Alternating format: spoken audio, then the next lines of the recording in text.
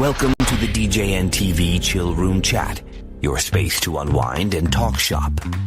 This episode is sponsored by MadeByDJs.com, innovative tools designed specifically by DJs for DJs.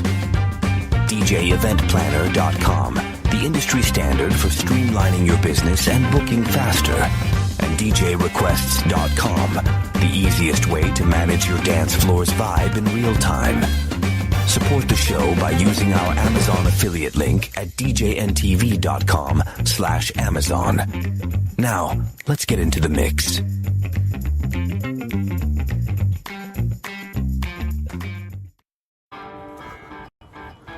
So I get a lot of questions from brand new DJs starting their own companies. And today I'm going to tell you about one that I get a lot. Hi, this is Bill. This is Creative License.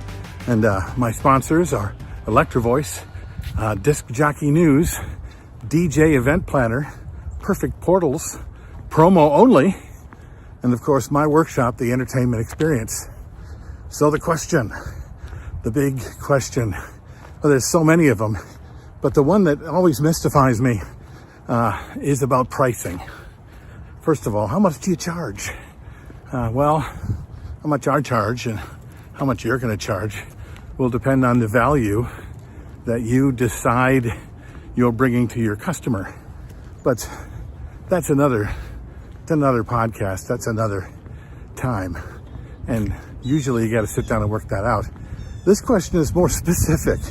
How much do I charge if they want me to go an extra hour? How much do I charge for my 4-hour block? If I have to set up at 4:30, but I start at 5, should I be charging at 4:30? Should I be charging at 5? What if they decided to move the ceremony up to 4:30 instead of 5 o'clock? Or they asked me at the last minute to go an extra half an hour or an extra hour. What should I do? What should I charge? Well, first of all, you need to go back to what you find value in and what value you're bringing to your customer, right? What they value. More than likely, they're not valuing the amount of hours they can have you for.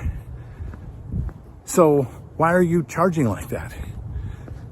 Well, mostly because we come out of when we start our own business, the first jobs we have are hourly jobs, right? You get paid X amount of dollars per hour for 8 hours, and then more money for overtime. You know exactly what that is because your boss, who's charging much more per hour than you are being paid, has told you that's what it is. So now you have your own company and your own boss and you're the employee. So now you think that the hourly thing is what is moving you forward. And I guess maybe I see that when it comes to the equipment that they're renting from you, because you have to bring all of this equipment and they have to rent the equipment, and the equipment usually gets charged by the hour, which I kind of get. But when someone hires you to do a wedding or even just an event for the evening, let's say, are you doing more than one event that day? I mean, you personally, are you going to do one more? Not your company, but you. You have that one thing you can do. So your date is your inventory, and they want you for the day. And normally, people that hire us, they have zero idea how much time they need you for. They don't know. You're going to look at their event and realize that it starts at 5, and it'll take you an hour and a half to set up. So now you're moving back to 3:30 to begin to set up.